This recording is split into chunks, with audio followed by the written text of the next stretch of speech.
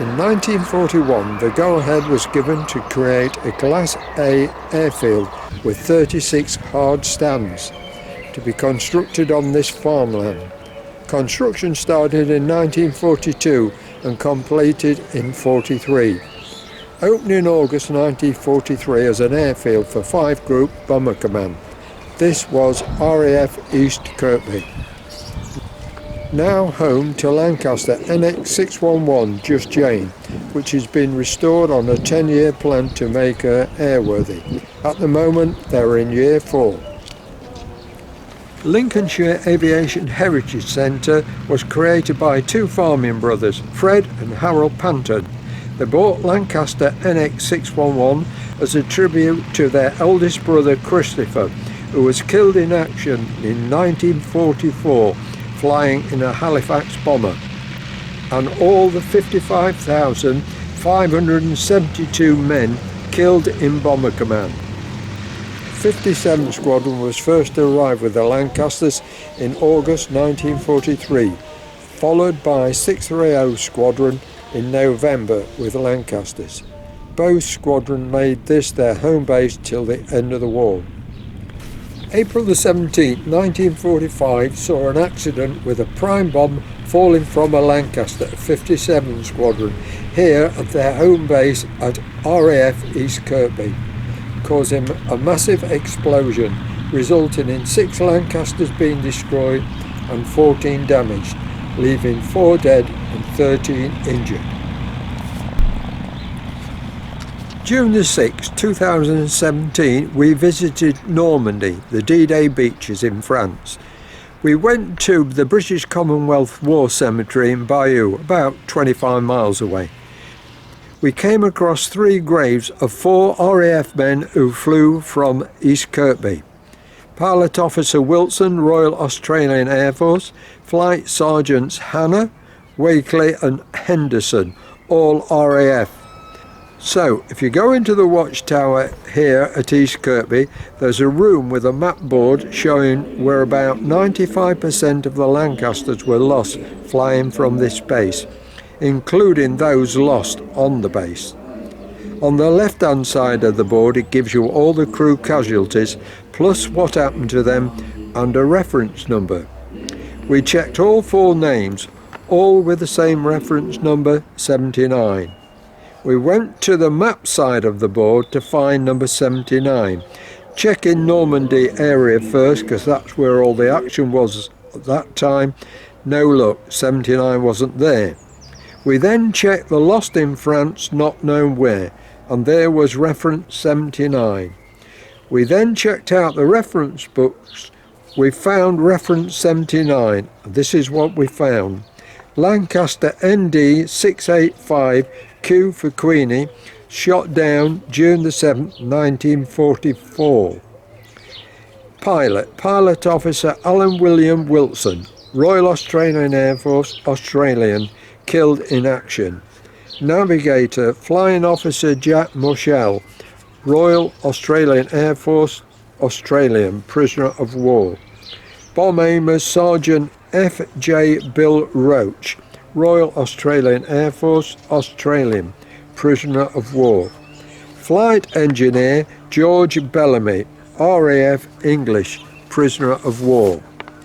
Wireless operator Sergeant Reg C.H. Wakely, RAF English, killed in action.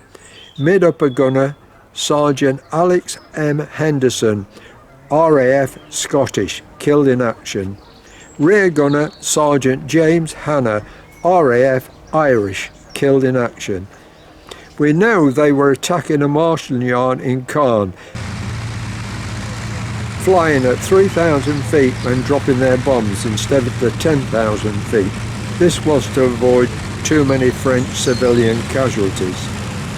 There's another reference book for plane, reference number 79, and we found a transcript of the letter written home. I believe this is the last letter he wrote to his mum and dad, written by the pilot Alan William Wilson, Royal Australian Air Force.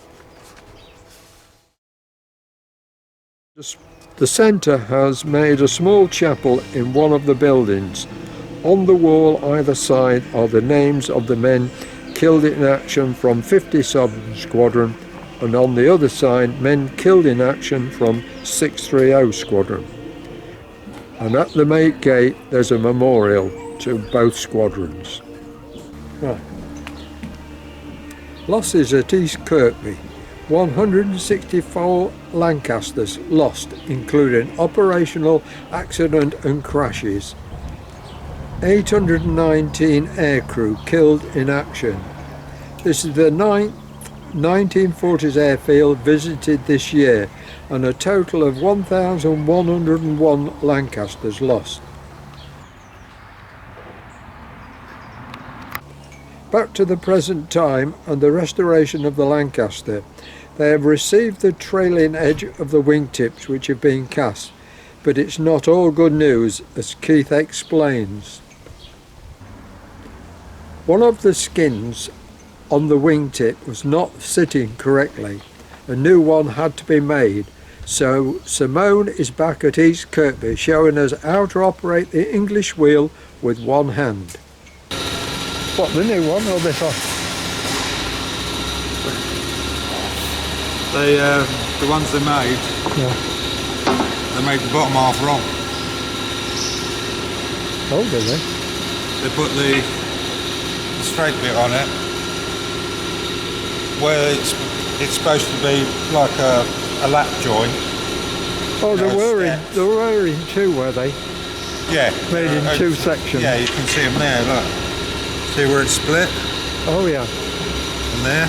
I see. Where they've made the new one, instead of putting it the opposite to that, as they've made it, they put the lap on the same side. Oh no, surely they'd have offered that up first. So they've got to remake the two bottom ones the opposite way around, because they made the pattern maker made the pattern wrong. Oh, right. Not good then. No. I didn't realise they were made in two. I thought it was just one complete. No, they're cast in two pieces. Yeah. So I've got to take the bottom one off of here to try and help them see the way it's supposed to be. And nobody twigged while they were casting them or inspecting them that they didn't fit. Well, obviously they looked at them as an individual parts. They didn't look at it as a whole. I see, yeah. And when I came to look at it yesterday, I thought, oh, I'll start doing them. I looked at them on the shelf and I thought there was something wrong here. It don't look right. And when I got them up, I thought, oh! They hadn't even seen it here because they'd looked at them all as individual parts. Yeah. You know, they've gone, oh yeah, that's a nice That looks good, yeah. That's a nice lap. They hadn't gone like that and tried to put them together. So, which is the bottom part? Is that the one with the thick end? No, that's the top. That's the top, is it? Oh. Yeah, well, the outboard. Yeah. Yeah. The outboard bit goes to the tip. And they had the old ones, didn't they, to make us a pattern? Yeah, they're quite corroded, but Yeah. they were better condition than these are. Yeah. But Harry didn't see it, I don't know. But there you go. Yeah. These things are... Still, it's not really holding you up for any... Well, it's holding us up now, actually putting the new one in. Well, yeah. Yeah, you can get... I've got to put it in, set it all up, and then mark it all off. So this, you know, what's happened here doesn't happen again. If you can see, what they've done is they've riveted it together, Yeah. right, and then they've put it in, and then they've drilled the holes through it. So you've got some double holes because they've just followed the pattern all the way around. They've not looked at where the rivets are in the splice, so they've partially drilled out a rivet and then put another rivet in all the way through. So when I do it, I've got to try and space it so the attaching rivets that hold the two splices together are interspaced with the rivets that are going to come right the way through, so they don't fall Were out. they countersunk rivets then? Yeah, they're flushed both sides. Both sides, yeah.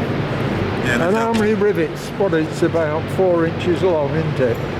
Yeah, I think there's... I think there's 4 along there. What, holding it together or putting the skin on? Oh, no, just holding it in the splice. I think there's 6 rivets in the...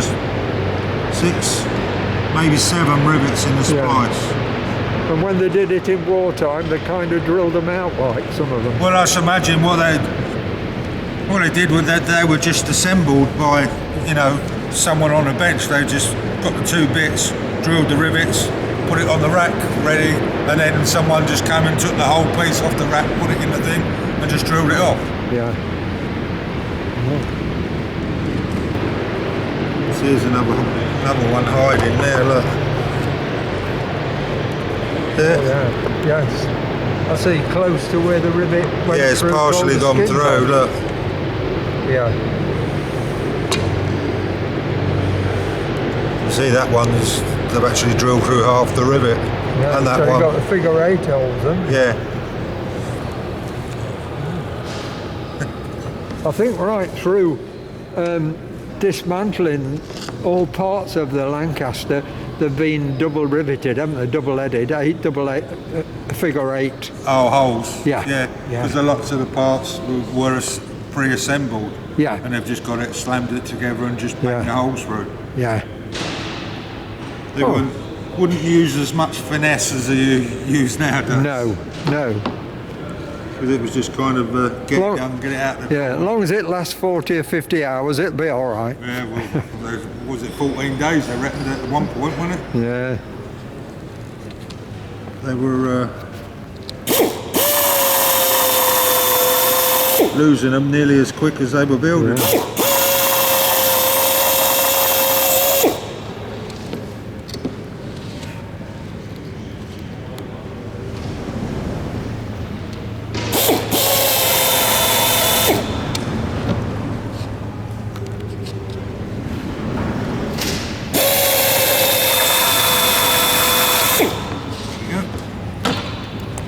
That's it.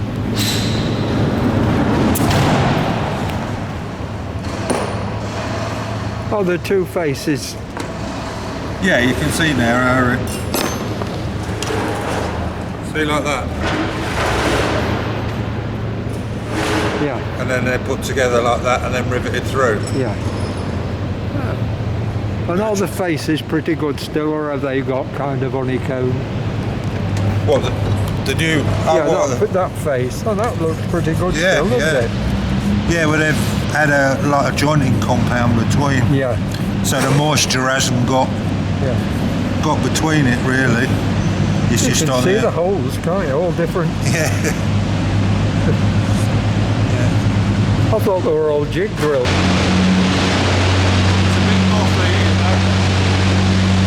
See how much has corroded away on it. Yeah.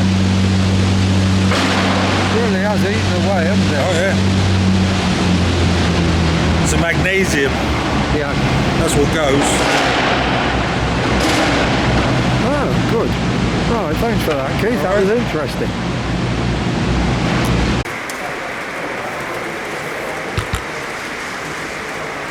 Hi, Simone. Hello. We haven't met once, didn't we? Yeah, but it was nice. Yeah, it was a good morning. I thoroughly enjoyed Well, it. so did I. Good. Yeah.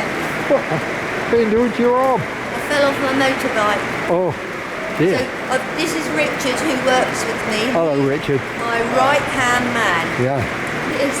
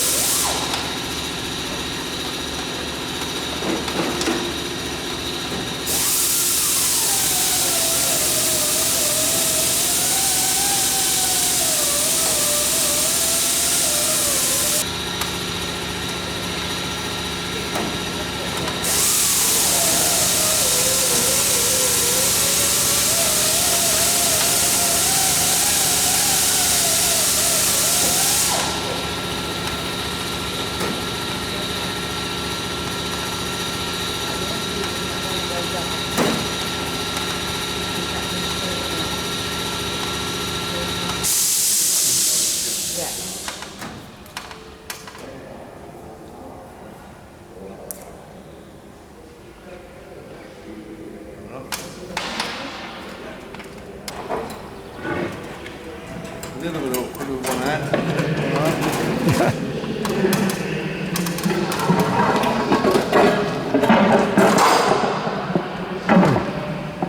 Right, this is a bit low. Get it up a bit, Rich.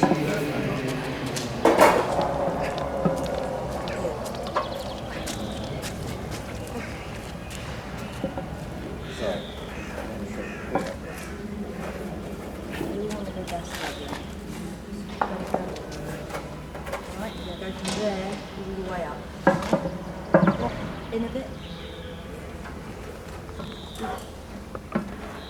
Go back over. Yeah, go back over that bit.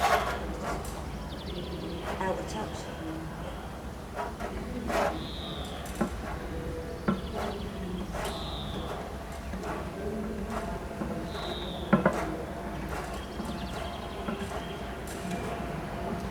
I'm going to go back along as well.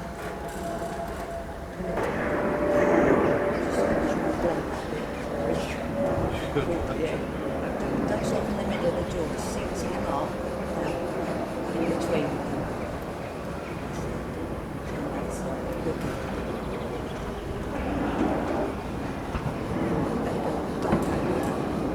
In a bit. In a bit. Let's have a look. Right, we'll blend back a bit as well, past that, we'll keep going down. So, start that, yeah.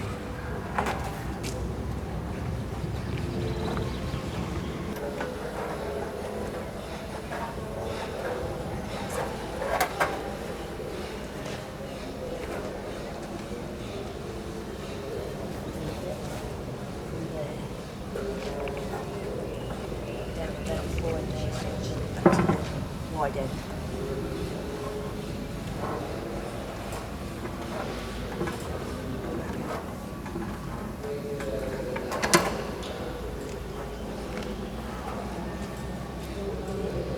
Okay, right, we'll just take it over, take the marks off, roll it.